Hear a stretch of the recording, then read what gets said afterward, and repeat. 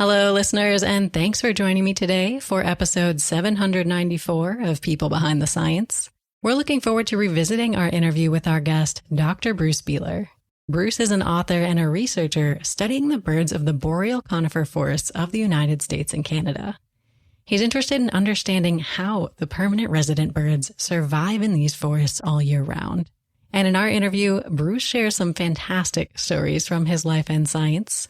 So sit back, relax, and get ready for this episode of People Behind the Science. Every day, discoveries are made that will change our understanding of the world around us. Dr. Marie McNeely is here to bring you the brilliant minds who are making these discoveries so they can share their incredible stories and take you on an amazing journey. Welcome to People Behind the Science.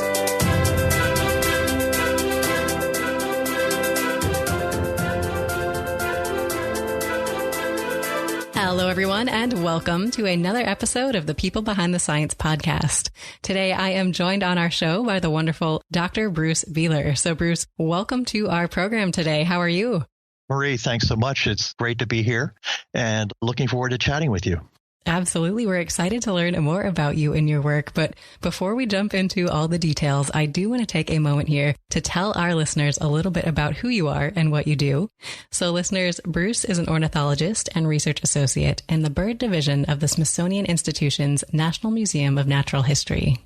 He completed his undergraduate studies in American civilization at Williams College, and he received his master's and PhD degrees in biology from Princeton University.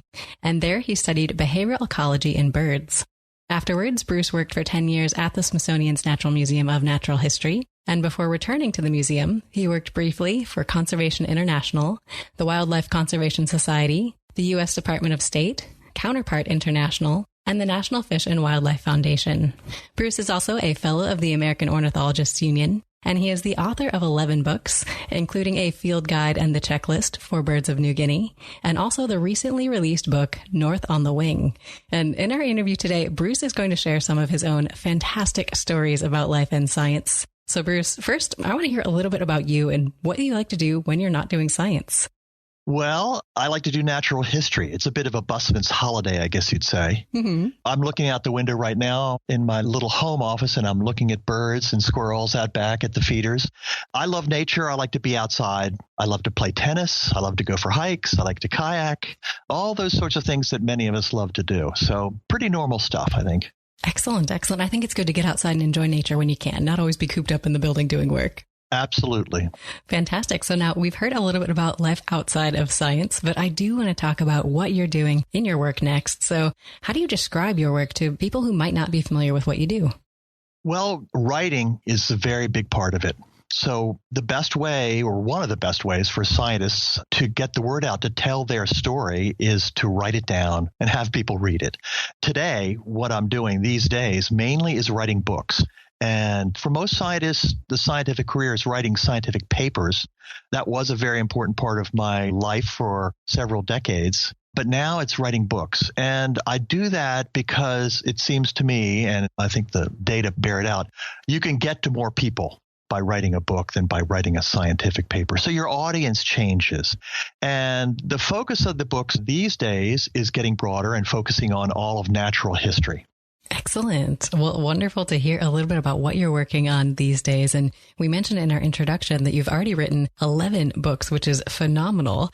And I love talking about books on our program. So in addition to some of these books that you've written, do you have any particular books that you've just really loved and want to recommend for me and our listeners today? Absolutely. I'm reading one right now that is absolutely fantastic. Struggling to understand it. It's Carlo Rovelli's Reality is Not What It Seems. It's a short book. It's only maybe 175 pages long, but it tries to explain the physics of the universe in those 175 pages. It has nothing to do with my own scientific career, and that's one of the reasons it's interesting to read. I've always wanted to try to understand something about quantum mechanics and quantum gravity. Mm-hmm. And I am still in the midst of trying to understand that. I don't think you're alone there. Yeah. I can mention one word that he talks about is granularity in fields. One of the big weird things about nature that we can't see is that everything is in a field, but it's also particulate. And It's those things at the same time. And luckily, I'm not a physicist and I'm a natural historian and biologist. Those are a lot easier, it seems. Mm-hmm. Anyway, it's a great book. It's a great read. It's beautifully written, and it goes back to 480 BC. So it's really quite a tour de force. So Carlo Rovelli's Reality is Not What It Seems. Heavily recommended. Well, wonderful recommendation. I will add this to our website for our listeners to find there. And we've talked a little bit about books now and a little bit about your work. And one of the things that I do in terms of drawing motivation and inspiration from places is sort of collect little quotes and sayings from authors I like and people in the world. So do you have a favorite quote or a saying that really inspires you? I bumped into one just the other day. Very instructive. This is a quotation from the brilliant Stephen Hawking. It's short and to the point, and I really take it to heart. And I will read it to you here. I have not memorized it, and I'm not very good at memorizing things. Perfect. 1, remember to look up at the stars and not down at your feet. 2, never give up work. Work gives you meaning and purpose, and life is empty without it. 3, if you are lucky enough to find love, remember it is there and don't throw it away. So pretty pithy. That's a real Hawking saying. It's really incredible. And for me, all 3 of those are important, but really number 2, never give up work. To me, work is salvation. Having work to do is one of the joys in life. Absolutely. And before we started our official interview, you did mention that you are, quote unquote, technically retired, but you haven't been able to give up the work, I see. It's just too much fun. When you work for the man, for many, many years, I worked for the man, as we say. You're working for somebody else. You have a boss right over you, breathing down your neck, and that's fine. Right. But to have your own boss is one of the great releases, to be able to work on those things that you daydreamed about when you were supposed to be working on something else. Now you can actually work on that daydream. You can pursue that daydream. And that's one of the joys of retirement is you can think about that for decades and decades and say, make a plan. I can work and work and work. And then you can really work on those things that you love so much. Wonderful. And I know you mentioned in talking about this inspirational quote, Stephen Hawking, a fantastic source of inspiration. Are there other people who really maybe inspired you or served as role models or encouraged you to pursue science? Let me tell you a little history about how I came to be a scientist, because it was definitely roundabout. Sure. In 1958, I was on a picnic with my mother and my brother. We were out in Lake Roland in suburban Baltimore, and it was the middle of July. It was hot, and we were cooking hot dogs on a grill. I looked up, and I saw a bird. It was a red-bellied woodpecker, a male red-bellied woodpecker, which is quite a beautiful bird. It has this beautiful red sort of a cap and cape. And I had an epiphany. I was 8 years old, and I fell in love with birds. Well, really, what I fell in love with was woodpeckers. So my mother marched me down to the Enoch Pratt Free Library in downtown Baltimore, and we got out Dense Life Histories of North American Woodpeckers. And I took that book out over and over again until they actually put it away so I couldn't get at it. They put it back in the reserve. Oh, they hid it from you. Because I was very annoying. And I fell in love with birds. So I was a naturalist. I was obviously not a scientist. I was just a kid. Mm-hmm. The question is, how do you go from being someone who loves birds to being someone who does something with or for birds? And that's not so easy. Sure. And that's sort of the challenge of becoming a scientist or becoming a conservationist for that matter. And somehow I found my way to a senior fellowship. When I was a senior at college, I won a fellowship that allowed me to go overseas and study birds in New Guinea. Oh, wow. It was a Watson Fellowship. It's a year abroad where you do anything you want once you win it. And I won one of those, which was a miracle in itself. And I went to New Guinea. I spent 15 months learning how to be a field biologist, because up to that time, I'd been actually majoring in American civilization at college, because the pre-med world was not my world. I was interested in nature, and I wasn't as much interested in brushing shoulders and competing with all those pre-med people who were much harder working than I was, at least on those subjects. So it was a roundabout way. I had to go to New Guinea to find my way into science. So from New Guinea, I applied to graduate school. Somehow I managed to make my way in because of that New Guinea story. And then I was actually able to get a PhD in biology, which is remarkable in itself. No one would believe it.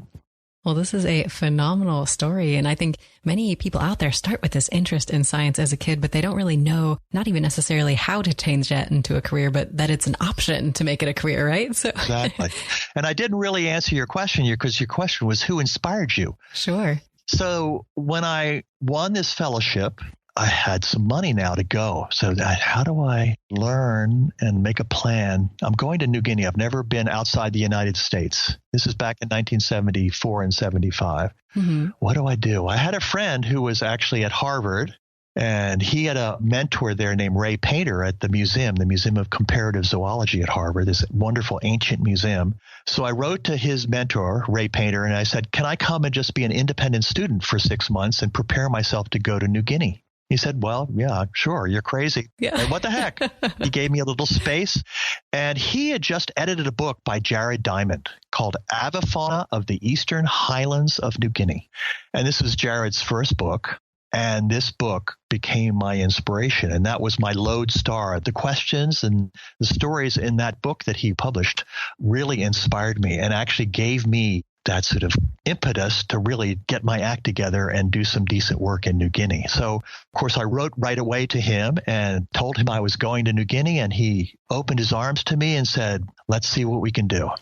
He's still a mentor to me. 40 years later, we're still communicating, and he still inspires me, of course, because like Stephen Hawking, he's one of those godlike scientist creatures that we don't understand how they get where they do, but it's pretty amazing to experience.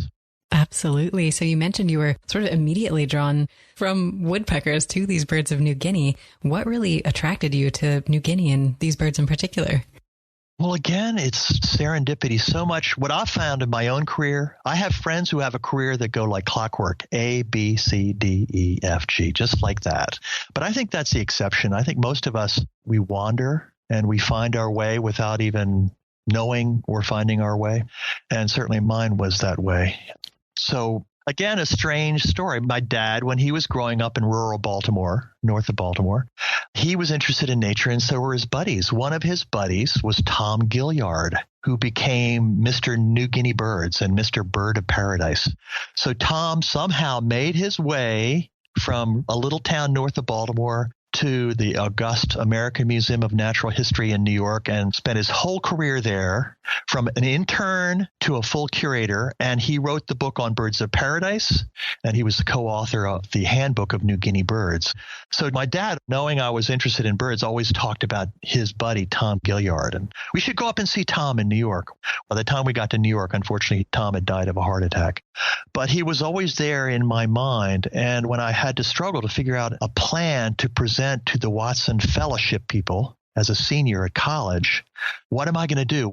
What the Watson people wanted, they wanted to give fellowship opportunities to students who the fellowship opportunity would allow them to take that next leap forward that otherwise they may not be able to do. And I think I fit that model because I was essentially an American history major who wrote his honors thesis on birds of the Adirondacks. Mm-hmm. So I was still doing bird stuff, even though I was an American history major, but I wanted to become a legit biologist. So by giving me that chance to try to test myself in New Guinea, they were giving me an opportunity to turn the corner and make that leap into real science, which somehow, by the grace of God, I did. Very cool. Well, you definitely made that leap. And we mentioned that after you finished your PhD, you started working at the Smithsonian Institution's National Museum of Natural History, worked there for a while and had kind of a different array of a variety of positions, working at a lot of different places. So are there maybe any standout memories or experiences that you had at these places that you feel like really had a big impact on your career and got you where you are today? I think this is where we talk about failure and the importance of failure. And so much of science is failure. And people don't realize that because the article they read on the front page of the New York Times or Washington Post talks about success, of course. So I spent 6 years on and off at Princeton doing my PhD. I was in a fellowship of young people, and I was taught through this fellowship that the job I wanted to get was some professorship at some research university like Stanford or someplace like that. And basically, I was taught this is the job that you want. I didn't really know what the job was like. I never had one of those jobs, but that's a pretty narrow field to find a job, actually, believe it or not. So when I started finishing up and started looking for jobs, I applied for a couple of jobs, and then I actually got a job working in a museum. So I sort of changed course a little bit. I had been working in basically university research, doing behavioral ecology on birds of paradise. And then I started working in a museum which is more focuses on whole different fields, evolutionary biology, systematics, molecular, all those sorts of things. Things were evolving back then. So I was starting to be sort of binary in my fields, and that's a killer in highly competitive realms where only 100 people apply for a job and only one person gets that job. If you're number 2 every time, you're just like number 100. There's no difference between number 2 and number 100. So I worked for 10 years at the Smithsonian, which was the happiest years of my life because I did full-time ornithological research, published a lot, and worked with a wonderful mentor named Dylan Ripley, who was this famous Victorian ornithologist and scientist and museum leader. And it was just a wonder to be able to spend time with him. But I was his assistant. I was not on my own career track. How am I going to get myself from an assistantship, which was a wonderful assistantship? I was in this wonderful space, but I eventually had to grow up. So I continued to apply for jobs in the university realm and in museums, but I was always coming in number 2 or number 3 or number 4. Was that disappointing? Yes. I'd have to come home and tell my wife, Carol, didn't get the job. And we cry a little bit and move on. That was tough, really tough. And of course, it's part of life. And it is failure. You're not taking that next jump that you have been told that you need to take. So I got an opportunity working for a conservation organization, the Wildlife Conservation Society. It wasn't exactly what I wanted to do. And I sort of sniffed at the idea because I was a snooty researcher. But I took the job, and for 30 plus years, I did nature conservation and I did science on the side. And it was absolutely the best thing that could have happened to me. And it wasn't what I wanted, but it was what I needed. And what it did, it forced me to retrain myself in a whole series of subfields, not only nature conservation, but natural resource economics and politics and all these different fields. And it took me to 35 different countries for my job. I traveled to 35 different countries doing work. Oh, wow. And it gave me this broad experience in the world. And I'm just thinking back, that sort of the very close call with a job at the Field Museum of Natural History, where I would have been a bird person. And if I'd done that versus doing what I actually did in those 7 other jobs, my life would have been so different and so much more, I think, constrained and circumscribed. It would have been a wonderful life, I'm sure, but much, much happier that I failed up front. And it forced me to retool myself and to do all these things. I never gave up on being a scientist because it was too much part of my DNA and I loved it too much. So the jobs I had, it was always, you could do that 20, 30% of the time and your boss wouldn't badger you about it. You published, they'd like the fact that you were publishing. For instance, while I was working at the State Department, as a natural resource management officer, I published a book on birds of paradise with a co-author. Not many people did that. And on and on. Most of those books that I published while I was actually doing something else. It was what I did at night. Right, instead of sleeping, right? I can't do that anymore. About 9 p.m., the computer turns off, and I used to be able to work until 10 or 11, but the body's weak. Yeah, I think you deserve a break at this point, so don't feel bad about it, right? I can work full time during the day, so that's true. I'm blessed in that way. That's wonderful. Well, Bruce, I think these challenges you described will really resonate with a lot of our listeners who are trying to launch their own careers or maybe trying to figure out what direction to go as they think about their next steps. So thanks so much for sharing these stories. Yeah, and I want to speak directly to those people. Absolutely. Life is complicated, and especially when you're young, you have these unitary concepts, and you think this is the way it has to be. And just like those physicists and mathematicians working on quantum mechanics, people like Albert Einstein were banging their heads against trying to find a unified fields theory, you're going to be banging your head against your career and your life, and you need to find different ways to move forward. And sometimes you have to move sideways to get forward. It's a matter of sort of stepping back and taking a breath and looking up at the stars. getting a new idea. And those great thinkers are those people who are able to sort of step back and get away from the rote thinking and break away. And I tip my hats to those people. And remember when Einstein wrote those 2 papers that got him the Nobel Prize, he was working in the patent office. That wasn't what he wanted to be doing. That was what paid for the milk and the bread. And yet he was able to write those papers at night. Absolutely. And I love that you have this message for our listeners, because I think so many people almost get that tunnel vision when thinking about their careers, that there's one right way to do it and they need to be that top tier research university academic scientist. But there are so many different career paths out there that are worth exploring. There are more and more. And actually, during my career, I can remember it as clear as day.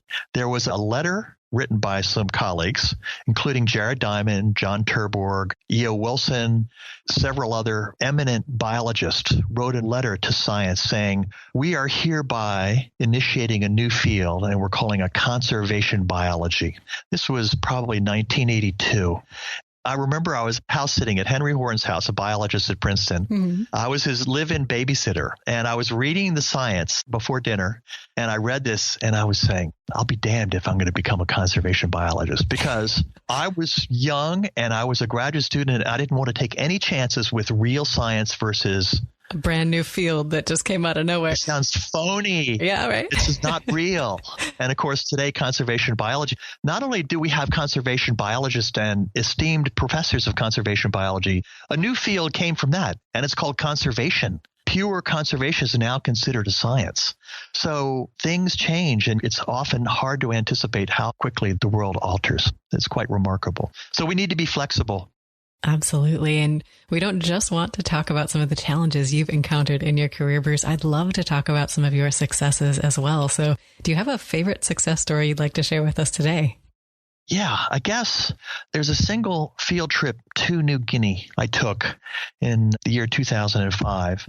And it took 37 years. I started thinking about this field trip back in 1977. Oh, wow. And I talked about it with Dylan Ripley, my mentor then. I was a summer fellow at the Smithsonian, and Dylan Ripley, who was the secretary at the time, he was the big boss, famous ornithologist who worked in New Guinea. And we made this plan to go to the Foya Mountains of New Guinea. And Jared Diamond had he hadn't been there yet. So we knew that he wanted to go there. And even though Jared was a mentor of mine as well, also competitor, we were both working on Birds of New Guinea. He hadn't finished up his work there. In fact, Jared is still working on the Birds of New Guinea. That's phenomenal. Well, he still goes there every year or every other year, I believe. Really? He's in his 70s. Wow. Anyway, this Foya Mountains, Dylan Ripley had tried to get there as an ornithologist in 1962, and it was just too difficult. This is a small mountain range, but very isolated. There are no hiking trails. The local communities don't hunt up there. But we thought this was a place where there was a lost bowerbird called the golden-fronted bowerbird. And there was also this lost bird of paradise called Berlepsch's six-wired bird of paradise. These two fantastic birds had been described to science from some unknown location in New Guinea. They'd arrived in England in these collections of feathers that the collectors collected the feathers to make money, of course, either indigenous people or traders, Dutch or other traders. These were feathers for ladies' hats, because between 1890 and 1900, every fashionable lady wanted to have some beautiful feather in her cap, as they say. In this case, it was often whole birds, a whole bird of paradise, or dozens of hummingbirds in their hats. Oh, wow. That was great for the ladies, not so great for the birds, but it was good for science. Sure. What happened is the smart scientists and naturalists said, there may be some interesting birds in these shipments of feathers coming for the ladies' hats. So they'd get first dibbies looking through these large collections coming from New Guinea and the Far East. And they'd find these things. They'd find new species in these boxes of birds. Now, since these birds were actually collected for hats and not for science, often they came without any labels. So scientists would get these specimens. They'd describe them as new to science, and they'd have to say, well, we don't know where they came from. And for this bowerbird and this bird of paradise, there was a 50-year race to find where these two birds came from. And Jared won the first race. In 1982, he actually, with one other person, hiked up into the Foya Mountains and found the bowerbird. And that made a cover of Science. He kept a good secret about that. And I remember seeing the picture on the cover. He said, yeah, he won. That's so cool. But there was still the bird of paradise. Mm-hmm. And it wasn't until 2005 that we got back to the Foya Mountains and we found and we photographed the display of that bird of paradise. And we actually found that it was a distinct species. And of course, we also spent time with the wonderful bowerbird too and photographed and filmed that. And we also found another 100 new species, plants and animals there. That's incredible. And that sounds completely crazy. Yeah. But it's not, actually, because most of the animals and plants on Earth have not been described to science. Fewer than a quarter, maybe fewer than a tenth of the animals and plants in the world have name. So when you go to a place that's as isolated as the Foya Mountains, many of the things you're going to bump in, especially at the sort of lower taxonomic levels, are undescribed. So people are still describing those species that we encountered back in 2005. And we know there are many, many, many other species up in that mountain range still to be described. So to be able to go to a place that only Jared Diamond's been to is pretty darn amazing. And we went there 4 times. We had teams from the Smithsonian and Conservation International and partners institutions in Indonesia went up there, really risking our lives because it was very, very iffy. We were sort of on the edge of the earth there because you're at the edge of sort of supplies and getting in, and you can only get there by helicopter. You couldn't actually, when I said Jared hiked in, he was able to helicopter up to a clearing and then hike up further. You needed a helicopter to get this big chunk from the first village to that 6 or 7 day walk. You needed to do that by helicopter. And helicopters are great if you're in Arizona. Mm-hmm. And it's dry, no wind. Yeah. There's no wind, there's no cloud, there's no fog, there's no rain. Mm-hmm. On the top of the Foya Mountains, clouds are usually sitting there. The first time we went up there, I was in the helicopter with one other person and some equipment. And you get up there and we had satellite imagery of where we wanted to land. There's this clearing, this bog that is an opening in the forest. Well, the bog is covered in fog. So you just have to bide your time. In the helicopter, you're just basically twiddling your thumbs. Right. Getting progressively more nervous. Yeah. Yeah, because what the people say in New Guinea is every cloud has a granite lining. Whether you're in a bush plane or a helicopter, you don't want to fly into a cloud because you don't know what's on the backside of that cloud. Sure. And there are plenty of friends, biologists, ornithologists, who found that out the hard way, who are no longer with us. So it's not a joke. We all, thank heavens, we all came back alive, but we had some close calls there. But it was all worth it. So that's almost a Victorian story, and it's almost natural history rather than science. But to be able to get out there on the edge and experience things that very few other people have experienced is pretty exciting. Absolutely. And I think just this sense of adventure and exploration that you're describing, going somewhere where so few people have gone and discovering 100 to 200 new species, that is just incredible. I'll tell you one other fun story of discovery. Mm-hmm. It involves a student of mine named Jack Dumbacher, who's now a curator of birds and mammals at the Cal Academy of Sciences in San Francisco. So Jack was with me, working with me in New Guinea in a little park called Varirata, just outside of Port Moresby. This is the opposite of the Foya Mountains. Mm-hmm. This is a place I set up working there because my wife was about to have a baby, and I wanted to be able to go a place where we could bring the baby. Oh, yeah. Well, that was totally nuts. Taking a baby to New Guinea, we found out firsthand, is totally nuts. That's why I set up a project working in this little tiny park. Very reasonable. It's a 45-minute drive in a car on a paved road. So I set up there, and we were working on Birds of Paradise in this little park. So the first season, my wife came with little baby Grace. Disastrous. Oh, no. It was raining the whole time. She never actually saw, and of course Grace didn't either, but Carol, my wife, never actually saw the birds I was working on because really the trails were so slippery and slick because of the rain. Mm-hmm. It was only like a 2-mile walk to the birds where they display in their tree, but carrying a baby is very difficult. And she spent her whole time in a tent. Aww. And Dawn, I'd say, honey, I'll see you at lunch. So I'd come back at lunch. She's still in the tent. And also she was worried about malaria. Right. That was season 1. She said, I'm not coming back for season 2. You can go with Jack and some other kids or whatever, but that's okay. I'll stay home. Anyway, Jack got to the field site and he was banding birds. We were trying to color band these Rajiana birds of paradise. He got there in advance of me for some reason. I had some other chores I had to do back in the U.S. So he got there set up with a team of volunteer students, and they captured some birds, common birds. They let them go. They licked their hand that night after they'd handled these birds, and their lips went numb. So this was Jack and Nicholas Wahlberg, who was actually a high school student at the time, from a Scandinavian high school student. His dad worked for UNDP, United Nations Development Program in Port Moresby. And the two of them separately poisoned themselves. Oh, geez. By handling something. At first, they thought it might be a poison ivy type thing. And they got together a couple of nights before I got there, and they sort of compared notes. What did you do today to get this, whatever it is, this bizarre substance on your hand? And they both had handled a family of hooded pitahuis they'd catch. We were trying to catch birds of paradise, which are very hard to net. But the hooded pitahui is the commonest bird in the forest there. So we were always getting these darn pitahuis, which are perfectly nice birds. They look a little bit like a Baltimore Oriole. Okay. Black head, black wings, black tail, orange body. Perfectly nice bird. Turns out they're toxic. They're chemically defended. And Jack and Nicholas were able to put this together. So the day before I got to this field site, they caught a pitahui and they licked it. Really? Wow. I don't think I would do that. Yeah. I'm not that adventurous.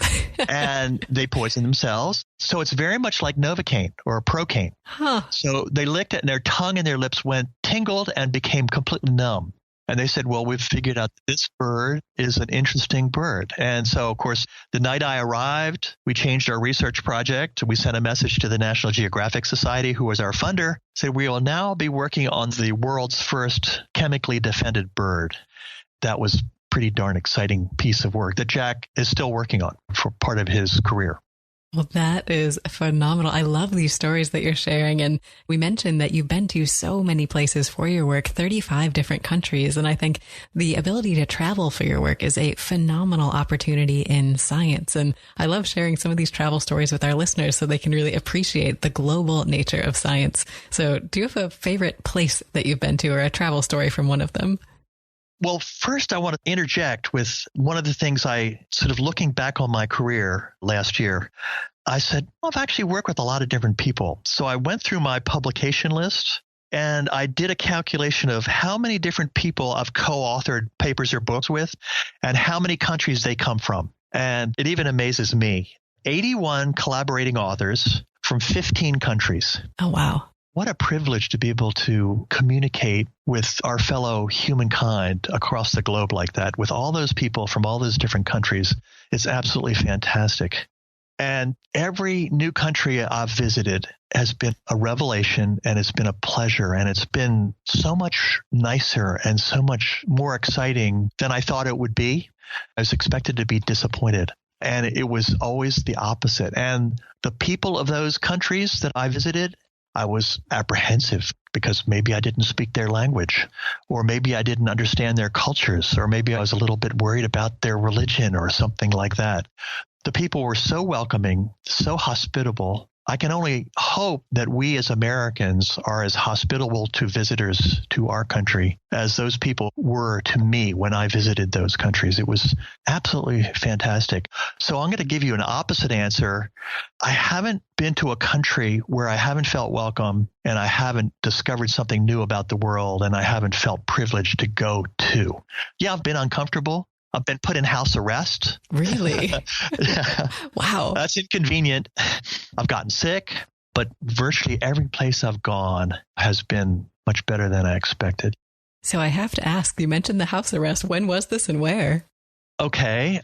It was in Indonesia, New Guinea, in Western New Guinea. That's where the Foya Mountains were. Mm-hmm. And some parts of the world, we are essentially not welcome. There's no question about it. And Western New Guinea, which has over the years was first called West Papua, was called initially Dutch New Guinea, and then it became Indonesia, and it became Irian Jaya, and now it's two provinces. It's called Papua and West Papua, and that's the western half of New Guinea. But we're still not welcome there. If you try to get a visa today, if you just say, oh, I want to go on a bird tour to Western New Guinea, if you go to the embassy here in Washington and ask for a visa to go there to go bird watching, they will not give you one. That means you're not welcome there. But in fact, there is no stricture. You can go. You just have to find your way around that. So there's a giant copper and gold mine called Freeport Mine next to the highest mountain in New Guinea, which is one of the big eight, one of the highest mountains on Earth. It's called Pudjak Jaya or Karstens Peak that has permanent snow on it. It's one of those equatorial glacier mountains. It's around 15,000 feet high. And right on the side of it, right near the summit, is this giant reserve of gold, believe it or not, which is pretty sad for that mountain. And Freeport Company built this road all the way up to gather this gold and copper from that mine in 2 different ore bodies.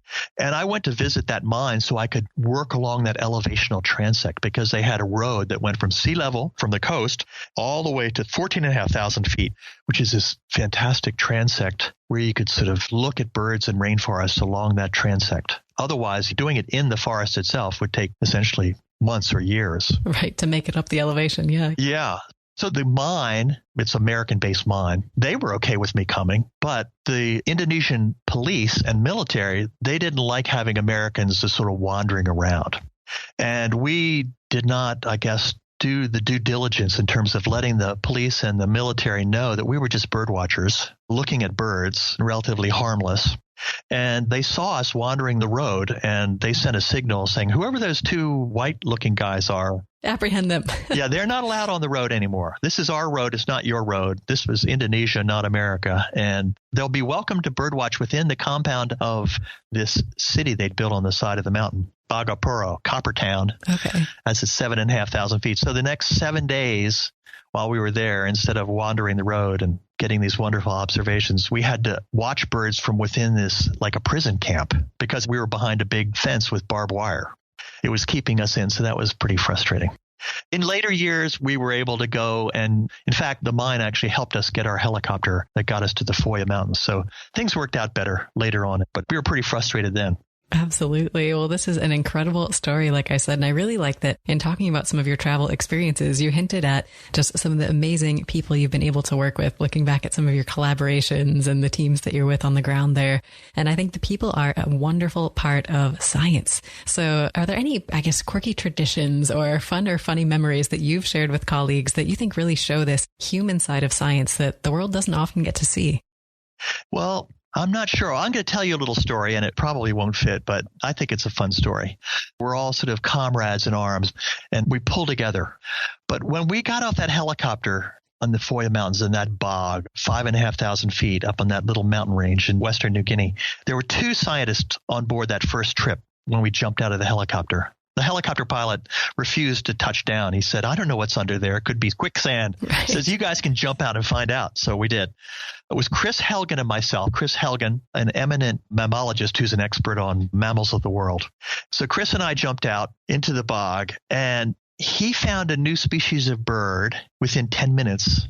And I found a new species of giant rat.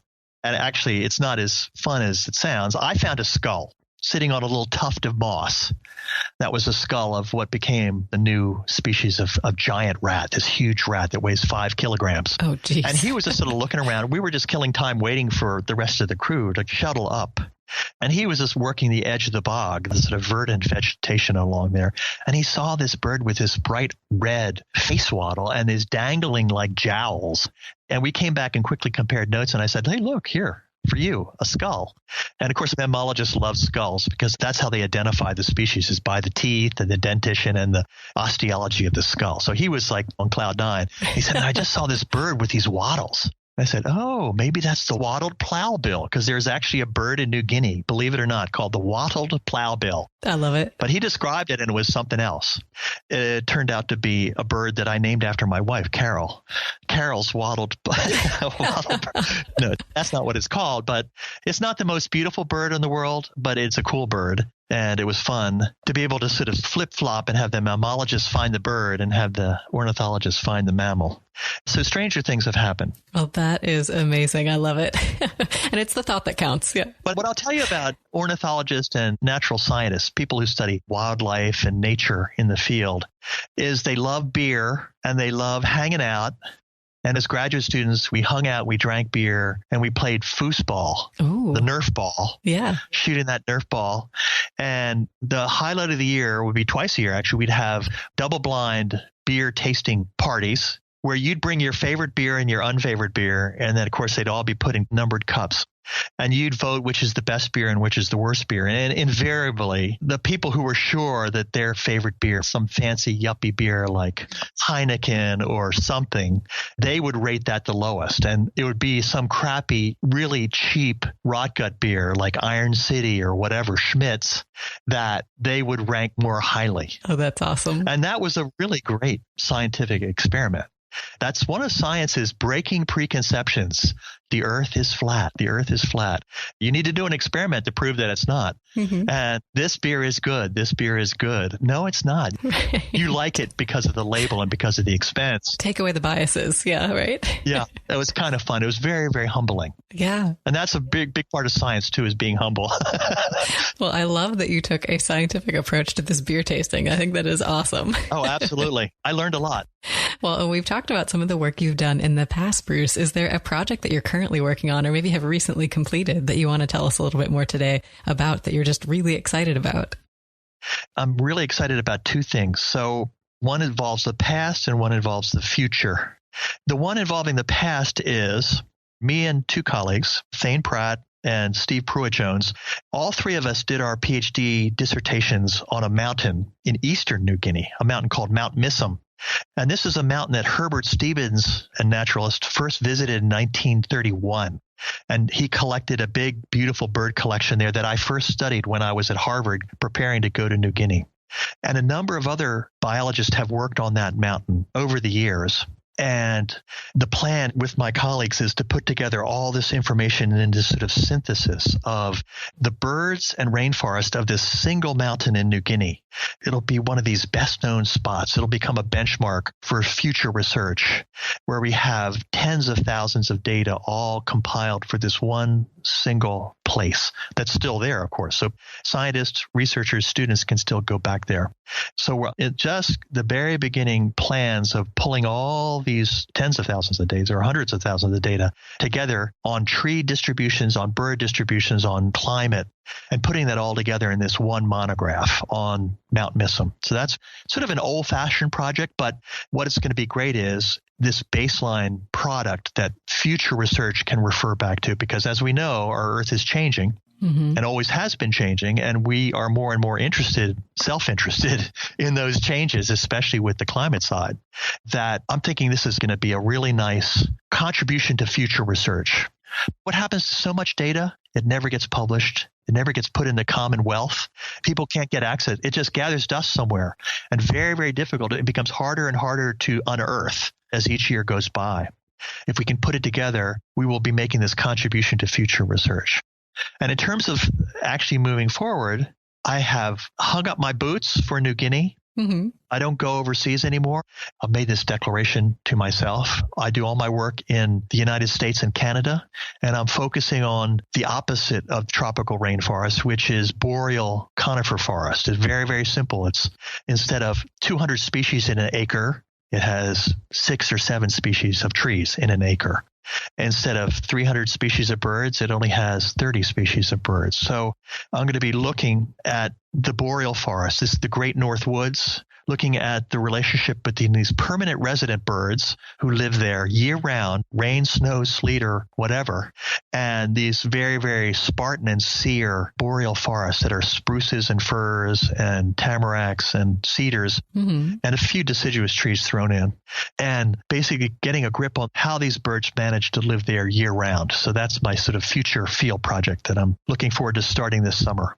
Very cool. These both sound like really exciting projects, both this sort of comprehensive evaluation of Mount Missum and really digging into the American boreal forest and what's going on with the resident birds there. So very cool. They'll keep me busy. Yeah. You'll never be able to officially retire, I think. No, they're going to keep me out of trouble till a rock hits me on the head or a coconut or something. Right. Well, now we talked about some of the big questions that you're planning to answer. And I'm curious, Bruce, if we gave you all the resources you could possibly dream of, all the funding, all the staff, all the technology, all the feasibility restrictions, not a problem. What is the one question that you are most curious about and would want to answer? This is one of the great unanswered questions. I was with the expert on this issue, this scientific issue yesterday, Martin Warkelski. I happened to attend a symposium about bird migration and the conservation of bird migration systems yesterday at the National Geographic Society. It was hosted by the NGS and the Cornell Lab of Ornithology and the National Audubon Society. And the amazing thing is they rolled out all this fantastic technology that involves satellites. They just launched a new satellite just 2 days ago that has an antenna for following cranes migrating in Europe. Oh, wow. They actually have the wherewithal to get their own antenna in the sky looking down at migrating birds. So the high-tech stuff is fantastic. They still have not answered how a Canada warbler finds the spruce tree that it puts its nest in every year when it migrates north from the tropics. It heads up into Ontario, into a patch of boreal forest, and it gets back to that same patch of boreal forest where it was born. And we know a lot about how it gets most of the way and what it does, because Warkelski actually put radios on Swainson's thrushes and actually followed them from the coast of Texas all the way up into Canada. But actually, once it gets up into Canada, up at that right latitude, how does it find the right meridian? Because I just wrote a book about this issue, about spring migration. The book I just published last week, which I guess I need to mention is called North on the Wing. That book laments the fact that we really don't know how the bird gets that final 50 miles, how it actually gets back to the tree it was born in. And I asked Martin yesterday, I said, you must know now. You've got all this high-tech stuff. What's the secret? Yeah. And he said, hey, buddy, remember science, nature, things are complicated. There are still lots and lots and lots of things we don't understand. And that's definitely one of them. So that would be one that I would love to be able to be part of a team that answered that seemingly simple question, but one that involves geography and magnetism and polarized light and ultraviolet light. There's so many factors and cues, but how does it do it? We don't know. That is remarkable. I don't know that I could find the same tree, even with all the technology you just mentioned, right? Exactly. We know sometimes they don't find it. Sure. That's okay. Remember, biology's sloppy. Right. So there's some slop in the system. And sometimes the tree's not there anymore. That's not their fault. Oh, let's not talk about that. That's the whole conservation story. We won't open that egg this time. That's the Pandora's box, especially for the boreal forests. Well, wonderful to hear about these big questions that remain unanswered within your field. Listeners, these are, like we said, so many opportunities out there to answer some of these questions as we move forward in the field in the future. And thinking about our listeners' scientific journeys, is there any piece of advice, Bruce, that you received at some point in your own career that you think would be really helpful for our listeners to hear? Work on what you love and pursue what you love. This is really more at the career level. I can remember my dad saying, son, life is tough. Be a doctor, get rich, then you can study birds in your retirement. And being a kid, not listening to his dad, I said, thanks, Dad. And instead, somehow stumbled along and pursued my passion, which was birds. And it led me to, I think, a more interesting place. So I'm recommending all those young scientists to follow your passion. Wonderful advice. And I'm glad you didn't listen to your dad way back then. So. Me too. Is there any other last piece of advice or a last note of inspiration you want to leave our listeners with today, Bruce? Look outside. Remember what Stephen Hawking said, look up at the stars at night. Take appreciation from the little things. There are wonders in our backyard that we tend to take for granted. We should not take them for granted. They're the things that in moments of vulnerability and weakness, those are the things that can give us strength and give us joy and give us repose and help us to take stock and to move ahead. Excellent. Well, listeners, definitely take this to heart. Try and take some time and get outside and enjoy the beautiful sunshine today. And Bruce, can you tell our listeners if they want to learn more about you and the work that you do, where should they go? I have a website. I don't know what it is. So you can find that website. If you just Google me, if you put in Bruce Beehler, researcher, lecturer, something will pop up that'll get you to my website. And also there are other websites that have nice stuff about me. So it's right there. He's easily Googleable. I can attest to this. If someone wants to send me a message, I'd welcome that. That would be at beehler@si.edu. That's beehlerb@si.edu. Perfect. Well, listeners, definitely check out more about what Bruce is working on and get in touch if you have any questions. And Bruce, thank you so much for joining us on the program today. It's been my pleasure. It's been a delight to chat with you, and listeners, wonderful to have you here as well. We'll see you next time on another episode of People Behind the Science.